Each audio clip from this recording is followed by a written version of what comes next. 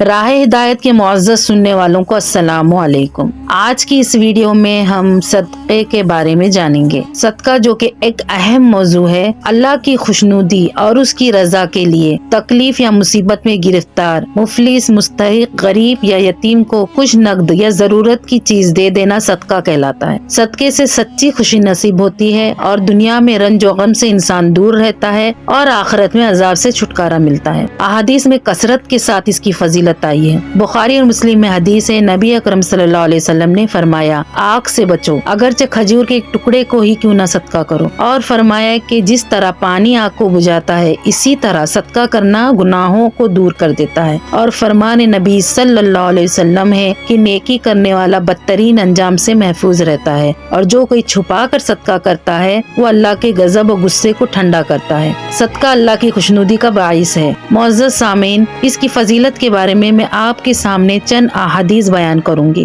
انشاءاللہ، تاکہ معلوم ہو جائے کہ صدقہ کرنا کتنا ضروری ہے۔ بخاری اور مسلم میں حدیث وارد ہے جس کو اسماء رضی اللہ تعالی عنہا سے نقل کیا گیا ہے۔ وہ کہتی ہیں کہ نبی کریم صلی اللہ علیہ وسلم کا ارشاد ہے، تم خرچ کرو اور شمار نہ کرو، اگر تم شمار کرو گے تو اللہ بھی تمہاری نیکیاں شمار کرے گا، یعنی صدقہ گن کر مت دو تاکہ اللہ بھی تم کو بے حساب اجر دے۔ اور ایک حدیث قدسی ہے جس میں اللہ فرماتا ہے، اے ابن آدم، تو خرچ کر تو میں بھی تجھ پر خرچ کروں گا۔ اور سب سے بہترین صدقہ جو ایک انسان کا ہے وہ اپنے اہل و عیال پر، یعنی اپنے گھر والوں پہ خرچ کرنا ہے، اس لیے کہ مال کی محبت انسان کو اللہ اور اللہ کے رسول اور آخرت سے دور کرتی ہے اور دنیا کے کاموں میں مشغول رکھ دیتی ہے، یعنی دنیا کمانے میں، اور مال کا خرچ کرنا اللہ سے قریب تر کر دیتا ہے اور دنیا سے دور کر دیتا ہے، اور جو اللہ سے قریب ہوتا ہے وہی مومن کہلاتا ہے۔ اسی لیے نبی اکرم صلی اللہ علیہ وسلم کا فرمان ہے کہ مومن میں دو باتیں جمع نہیں ہوتی، ایک بخیلی اور دوسرا بدخلقی، اور نبی کریم صلی اللہ علیہ وسلم کا فرمان ہے کہ مکار اور بخیل جنت میں داخل نہ ہوگا، اور وہ بھی جنت میں داخل نہ ہوگا جو کسی کو صدقہ و خیرات کر کے پھر اس پر احسان جتلائے اور اس کو نیچا دکھائے۔ اب آئیے ایک واقعہ جانتے ہیں۔ عائشہ صدیقہ رضی اللہ تعالیٰ عنہ ایک واقعہ بیان کرتی ہیں کہ بعض امہات المومنین نے نبی اکرم صلی اللہ علیہ وسلم سے سوال کیا کہ آپ سے آپ کی وفات کے بعد سب سے پہلے کون سی بیوی ملے گی، یعنی انتقال کے بعد؟ تو آپ صلی اللہ علیہ وسلم نے فرمایا، جس کا ہاتھ سب سے بڑا ہے۔ عائشہ صدیقہ رضی اللہ تعالیٰ عنہ فرماتی ہے کہ ہم سب ایک لکڑی کا ٹکڑا لے کے اپنے ہاتھ ناپنے لگے، جن میں سودا رضی اللہ تعالیٰ عنہ کا ہاتھ سب سے لمبا تھا، یعنی سب سے بڑا تھا، لیکن بعد میں ہم کو معلوم ہوا کہ آپ کی بات سے مراد لمبے ہاتھوں سے، یعنی لمبے ہاتھوں سے مراد آپ کے صدقہ اور خیرات کرنا تھا، اور ہم سب میں سب سے پہلے حضرت زینب رضی اللہ تعالیٰ عنہ کا انتقال ہوا جو بہت خیرات کرتی تھی۔ اس حدیث کو بخاری اور مسلم دونوں نے اپنی کتاب میں نقل کیا ہے۔ اب آئیے ایک اور واقعہ جانتے ہیں صدقے کے بارے میں جس کو امام مسلم نے اپنی کتاب میں نقل کیا ہے۔ ابو ہریرہ رضی اللہ تعالیٰ عنہ فرماتے ہیں کہ رسول اللہ صلی اللہ علیہ وسلم نے فرمایا، ایک شخص جنگل میں کھڑا تھا، اس کو ابر میں سے آواز آئی کہ فلاں شخص کے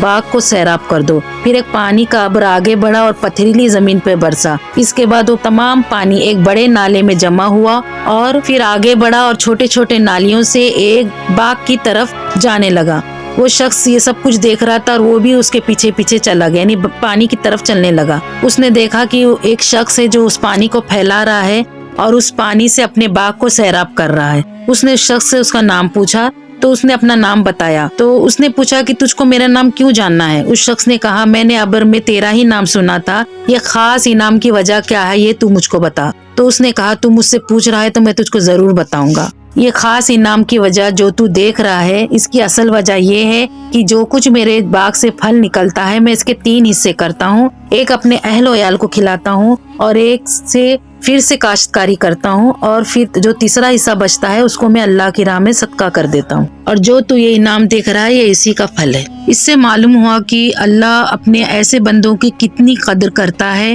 اور اپنے خاص اکرام سے نوازتا ہے۔ اب آئیے ایک حدیث جانتے ہیں۔ ام سجید رضی اللہ تعالیٰ عنہ کہتی ہیں کہ میں نے نبی کرم صلی اللہ علیہ وسلم سے سوال کیا کہ میرے گھر میں کچھ ہوتا نہیں ہے اور سائل جب صدا لگاتا ہے تو میرے دروازے پر تو مجھے شرمندگی ہوتی ہے کہ میں اس کو خالی ہاتھ کیسے لوٹاؤں۔ آپ صلی اللہ علیہ وسلم نے فرمایا، تم اس کو کچھ بھی دو، یہاں تک کہ اگرچہ تمہارے پاس بکری کا جلا ہوا ایک کھر کیوں نہ ہو اس کو دے دو، لیکن اس کو خالی ہاتھ نہ لوٹاؤ۔ اسی طرح رسول اللہ صلی اللہ علیہ وسلم کا فرمان ہے کہ آدمی کے بدن میں جتنے جوڑ ہیں ان تمام پہ صدقہ ہے روزانہ، اور چھوٹی چھوٹی نیکیوں سے اس صدقے کو اتارا جا سکتا ہے، جیسے کہ دو شخص کے درمیان انصاف کرنا، یہ بھی صدقہ ہے، کسی سوار کو سواری پر سامان اٹھا کر دینا، یہ بھی صدقہ ہے، اچھی بات کہنا، یہ بھی صدقہ ہے، کسی سے مسکرا کر ملنا، یہ بھی صدقہ ہے، اسی طرح مسجد میں پیدل چل کر جانا، یہ بھی صدقہ ہے، اور راستے سے کسی تکلیف دہ چیز کو ہٹانا، یہ بھی صدقہ ہے۔ جو بظاہر معمولی نظر آنے والی نیکی ہے لیکن صدقے کے درجے میں آتی ہے، جس کا ثواب بہت بڑا ہے، جو کہ انشاءاللہ جہنم کی آگ کو ٹھنڈا کر دے گا ہمارے حق میں۔ صدقے کی کئی قسم ہے،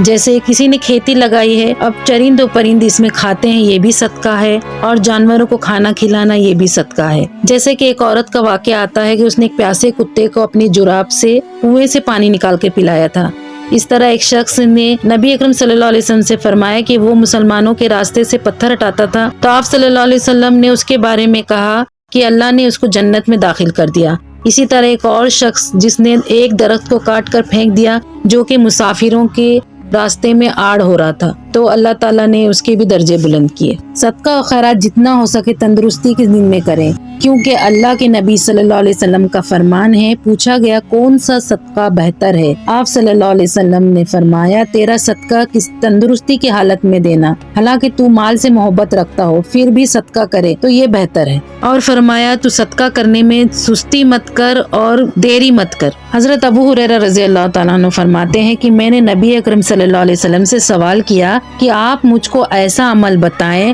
جو مجھ کو فائدہ پہنچائے۔ فرمایا راستے سے تکلیف دینے والی چیز کو ہٹا، یہ تجھ کو فائدہ دے گی۔ قرب قیامت کوئی صدقہ قبول کرنے والا نہ ہوگا، لوگ اپنا مال لے کے لوگوں کو ڈھونڈیں گے تاکہ کوئی ان کا صدقہ قبول کر لے، مگر کوئی قبول نہ کرے گا۔ ان تمام احادیث سے یہی بات معلوم ہوتی ہے کہ دنیا میں صدقے سے انسان بلاؤں سے دور رہتا ہے اور حادثے سے بچتا ہے، اور مرنے کے بعد قبر میں صدقہ جو ہے وہ قبر کے عذاب سے ڈھال بنے گا، اور آخرت میں اللہ کی خوشنودی اور جنت اس کی جزا ہوگی۔ آخر میں اللہ سے یہی دعا ہے کہ اللہ تعالیٰ تندرستی اور جوانی کے ایام میں نیکی کمانے اور صدقہ کرنے کی توفیق دے، مال کی محبت سے دور کرے اور نیکی کمانے کا موقع دے۔ وآخر دعوانا ان الحمد للہ رب العالمین۔ السلام علیکم۔